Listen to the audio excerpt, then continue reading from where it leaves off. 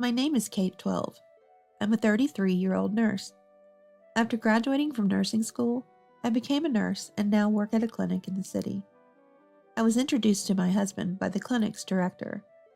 My husband, Tony, is a licensed psychologist. I work at an internal medicine clinic, and Tony works at a mental health clinic. Our fields are different, but both our clinic directors were classmates in college. Due to family circumstances, I didn't have the luxury of dating and was focused on my work. My parents passed away early, so I was worried about my younger brother, Joy. Just when I was relieved that Joy had graduated from college and found a job, I was introduced to Tony. Tony was kind, intelligent, and wonderful man. Tony and I got married, and despite being busy, we live happily together. My brother Joy is 25, 8 years younger than me. He has always adored his big sister and relied on me. Joy was genuinely happy when I married Tony and gained a brother-in-law. Joy married a woman he met at his workplace. She was a temporary employee there. Named Mary, coincidentally, the daughter of someone I know. Even after marrying, Joy often visits our home. He enjoys talking to me, but he's also fond of Tony, his brother-in-law. Today, Joy came to my house with a cake as a gift. "Kate, I bought this delicious cheesecake from a famous store." The cake Joy offered was from a popular store featured in magazines. While I appreciated his thoughtfulness, something concerned me. "Joy, it's nice, but aren't you off today? Where's Mary?" Joy's expression clouded over when I asked. He often visits Tony and me, but Mary is rarely with him. Trying to reassure me, Joy smiled. "Mary has a headache today. She's resting at home, so don't worry." It was a kind lie from Joy, concerned about his sister. Previously, Mary had stomach pain, then anemia, and back pain before that. As a nurse, I know he can't fool me, but Joy's efforts are touching. The truth is, Mary is healthy. She just doesn't want to see me. It seems she disliked me from the time Joy introduced us as his fiancée.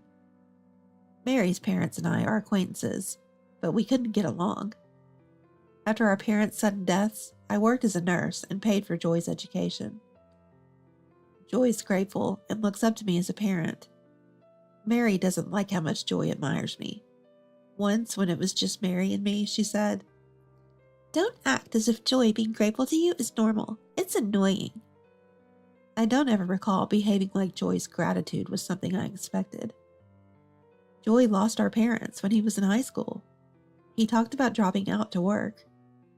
I knew Joy wanted to study in college, so I worked hard to save for his tuition.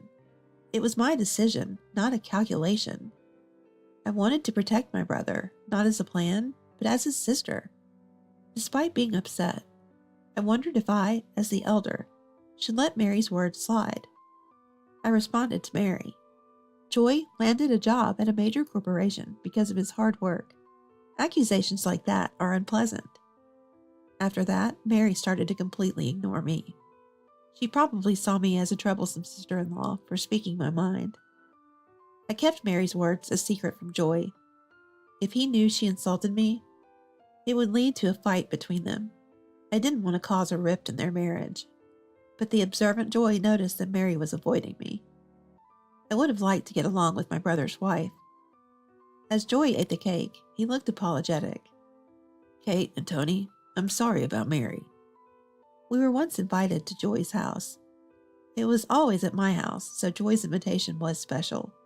But when we arrived on the day, Mary was not there. Joy had prepared a feast, but it was thrown in the trash. The bin was filled with the food Joy had cooked. He had stored the dishes he made the previous day in the fridge. Mary had thrown them away out of spite.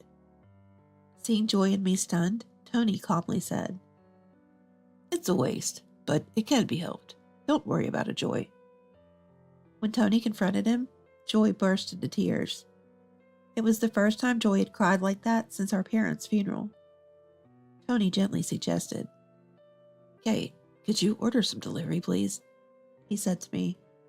Tony, being a psychologist, stayed by Joy's side until he calmed down. Once Joy felt better, we ate hamburgers from a delivery. Since that incident, Tony and I vowed never to go to Joy's house. Joy blamed Mary for her actions, but she was defiant. She said she threw away the food because the fridge was cluttered with unnecessary dishes. I'm a housewife. It's my job to throw out the trash. Even though she claimed to be a housewife, Mary didn't do household chores. Joy didn't mention it, but he was considering divorce. He was worried about troubling me. The fact that Mary's parents and I know each other made it harder for him to decide. Kind-hearted Joy always thinks of others before himself. Tony was worried about this, such as a person often wears themselves out. Joy visits us because he feels more at ease with me and Tony. I didn't mind that Mary disliked me. People have their own preferences and dislikes, but I wanted her to stop causing Joy pain. As I thought this, Tony gently said, Joy, I received a nice assortment of herbal teas. Would you like to take some home? When Tony offered the tea set he got from his colleagues, Joy smiled. Thank you, Tony. The coffee you gave me last time was great. Tony was well respected by doctors, nurses, and patients at his workplace. He was also admired by junior colleagues. Being a psychologist, Tony dealt with people's emotions. It's a demanding job mentally for the counselor as well. Tony was discreetly supporting the new counselors. As a token of their appreciation, a junior counselor had given him the tea set. I was also thinking of giving something back to the people at my workplace. Then Joy excitedly told Tony and me, Kate and Tony, I'm planning a special Thanksgiving for you. Look forward to it. Before I could tell him not to worry, Tony interrupted with a smile. Thank you. We're both looking forward to it. After Joy left, Tony kindly said to me, Kate, your brother is giving from his heart. Let's accept it with a smile. Yes, I keep treating Joy like a child. Joy is a 25-year-old adult. I instinctively worry as a sister, but I should celebrate his growth as a family. As I went to clear the cups, Tony took them instead. While washing the dishes, Tony joked, If you keep fussing over Joy, I might get jealous. I hugged him as he carefully cleaned the dishes, laughing softly. I respect you and love you even more. Tony smiled at my words. I have a husband whom I trust and love deeply. I wish Joy and Mary could have the same. As I lowered my gaze, Tony seemed to read my mind and reassured me. Mary is 24, right? She's much younger than us. Let's be patient and watch over her, Tony said. I nodded in agreement, hoping that with time, Mary would open up. However, the vain hope I had vanished quickly. It happened a week after Joy's visit. We received a Thanksgiving gift, which turned out to be from Joy and his wife. I wanted to open it immediately, but waited for Tony to come home. It wasn't an assortment, so I was curious about what it could be. When Tony finally arrived, I showed him the Thanksgiving gift. It's from Joy for Thanksgiving. I wanted to open it with you, Tony. Tony watched with amusement as I excitedly anticipated the gift. Together we opened it, expecting a pleasant surprise. But when we saw what looked like lottery tickets, we were speechless. Even the usually unflappable Tony was dumbfounded. His expression confirmed to me that what I was seeing was real, not an illusion. The Thanksgiving gift from Joy was a bunch of lottery tickets. Thinking it might be a surprise, we checked them, only to find they were all losers. The gift, carefully wrapped, turned out to be all losing lottery tickets. The situation almost seemed like a question from some bizarre test. Tony checked the losing tickets, considering if they might be some kind of code, but it was unlike Joy to play such a prank. Tony was looking for a hidden message, but I already had my suspicion. It was most likely that Mary had switched the gift Joy had prepared. When I shared this with Tony, he sighed. I'll call Joy to thank him. I can tell if someone is lying because of my work, Tony said. He called Joy on his mobile phone, and Joy's cheerful voice quickly came through. Tony, did you get the Thanksgiving gift? How was it? Tony responded calmly to Joy's innocent inquiry. Kate and I were so surprised, we were at a loss for words. While this was true for us, Joy sounded pleased, as he replied, I wanted to wrap it more, but it could be used for shopping and dinner. At this point, both Tony and I were certain. Joy believed he had sensed something different. Honestly, Joy couldn't be lying so convincingly, especially to a professional like Tony. I wasn't confident I could calmly tell Joy the truth, so Tony spoke to him, relaying the facts as they were. Joy, in shock, asked me to talk to him. Joy is startled and yells for me to take over. I took a deep breath and confirmed to Joy that Tony was right. Joy's voice, stunned, told me the true content of the Thanksgiving gift. I sent a $1,000 gift voucher, you know? What? In our hands were only 4 losing lottery tickets, clearly swapped out. My brother and I both realized the truth, but without evidence, neither of us could say it. Joy had personally bought the gift vouchers and had them wrapped. He stored them in a secure place, a safe that required a specific combination to open. Joy said that Mary didn't know about the safe, but when Joy mentioned the safe, Tony seemed to understand everything. Joy, the safe's combination is a 3-digit number, right? Joy to his question. Yes, Joy answered. Tony softened his expression slightly and asked Joy to put Mary on the phone. I have a few light questions for Mary. Let me talk to her. I heard Joy calling Mary over the phone. When Mary sounded reluctant, came on the line, Tony gently spoke to her. Good evening, Mary. I have a few questions for you. Just answer yes or no. His gentle tone was somehow more intimidating. As he began his questioning. First question. Do you like treasure hunts, Mary? Tony asked as if he were talking to a child. His casual question had a purpose. Mary answered wearily. Yes. After some trivial questions, Tony suddenly inquired, catching the unsuspecting Mary off guard. Do you recognize the number 3710? Yes. No, I don't know. Hearing Mary's flustered response, Tony calmly spoke. Thank you. That's all for me. Are you tired? Anything else you want to say? There's something terrifying about someone speaking fearsome words with a smile. Tony's calm demeanor as he delivered his final statement was particularly frightening. Sure enough, Mary confessed a significant secret. As she started to cry, Tony asked Joy about the safe's combination where he had stored the gift vouchers. It turned out Mary knew the combination. That made it easy for her to steal the vouchers. I realized why Tony knew this. Joy used my name for the combination, Kate 12, so 812. It was an easy number to remember, but also easy to guess. The question remained whether Mary really had stolen the item. Confronted by Joy, Mary tried to deflect. It's not me, it's my mom. She stole them when she visited. She has a habit of stealing. Mary, crying and insisting on her innocence, left Joy at a loss. Hearing the situation, I suggested we find definitive proof, since we only had circumstantial evidence. It was more likely that Mary switched the gift certificates, but only circumstantial evidence is available. Joy and I ended the call with unresolved feelings. I told Joy, let's wait until we have solid proof. I told him secretly. 3 days after the lottery ticket incident, a visitor came to my clinic. I had made an appointment in advance, so I took the afternoon off to meet this person at a cafe away from the clinic. Nice to see you again, Mrs. Smith. Mrs. Smith was my mentor from nursing school and Mary's mother. Thus, the person Mary accused of switching the gift vouchers. Joy had contacted Mrs. Smith immediately, keeping it a secret from Mary.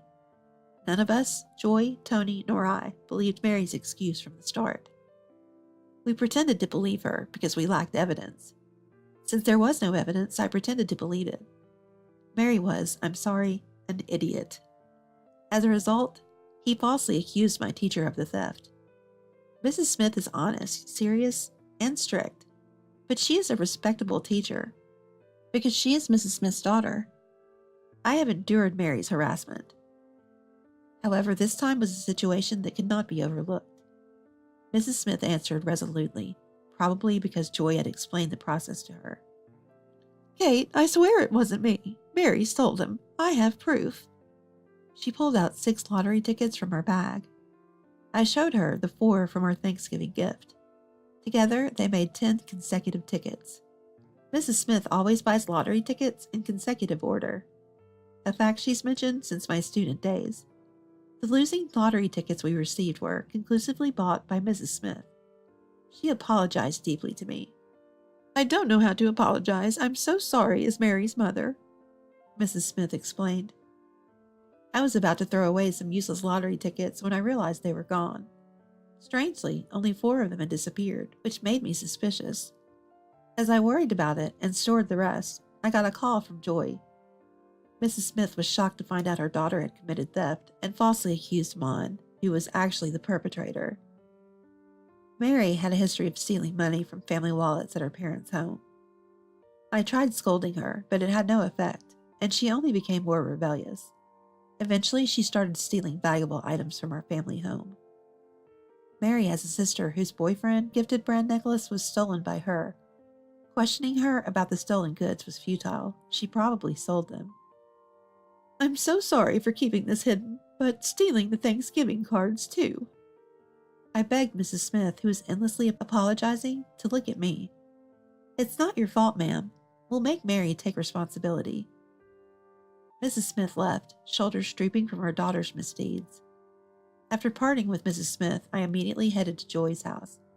I knew Mary would be there at this time. Having a spare key from Joy, I quietly entered the house. Without hesitation, I opened the door to the room with Joy's safe. "Caught in the act, thief." Everything was as Tony had predicted. It was essential to catch Mary in the act of stealing, so we hastily set a trap. Joy subtly hinted that he had changed the safe's combination. We left hints obvious enough for Mary. As a final touch, I ostentatiously showed storing a large sum of money. Mary fell right into our trap.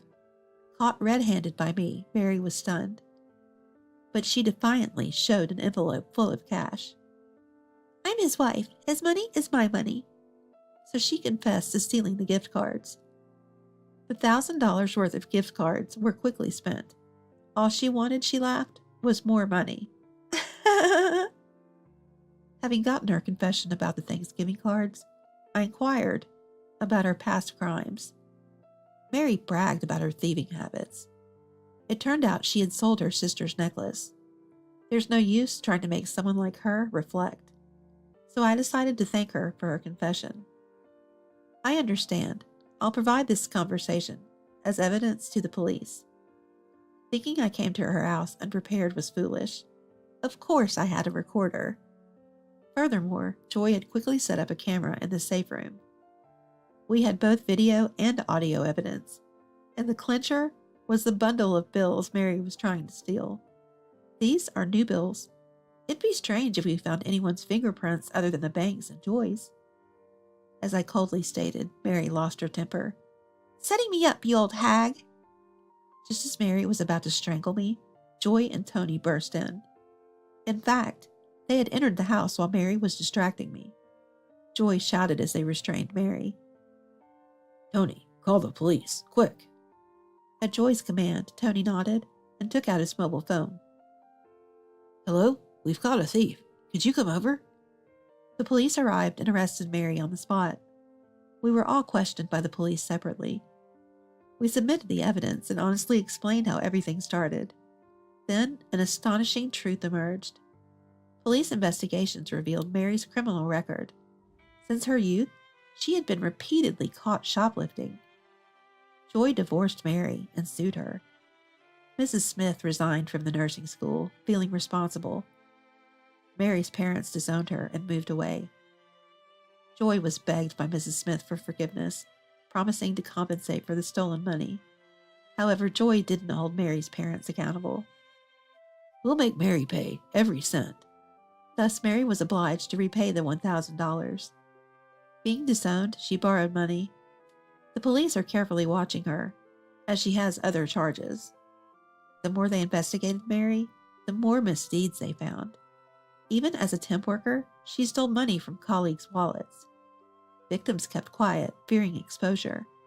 When about to be caught, she'd change her workplace. But Mary, being foolish, recorded her own crimes. The stolen amount was substantial. Exposed, she was sued by several victims. Now she's overwhelmed with repaying the stolen money. The interest on her dangerous loans was reportedly enormous. Joy was relieved to have divorced her. As a nurse, I had an unsolved mystery. Mrs. Smith was truly a wonderful teacher, yet her daughter Mary was the worst. Mary brought disgrace to her own family. It was puzzling how things turned out this way. Tony thoughtfully answered my question. Parents want to hide their children's shame. Even great teachers are just parents. Tony is counseling Mrs. Smith at our request. Mrs. Smith was traumatized by Mary's actions. Thankfully, she seemed a bit brighter after counseling. Mary is busy repaying debts and loans. It was certain she would soon be pursued by the police.